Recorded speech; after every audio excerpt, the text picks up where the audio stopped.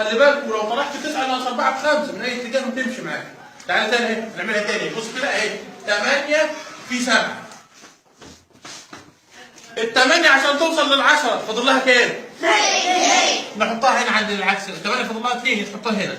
ال7 عشان توصل لل10 نحطها عند ال8. اضرب بقى 3 في 2 بكام؟ 6. واطرح 7 ناقص 2 5. 56. طب تعالى تاني اهي، 9 في 8 اي حاجه اهي.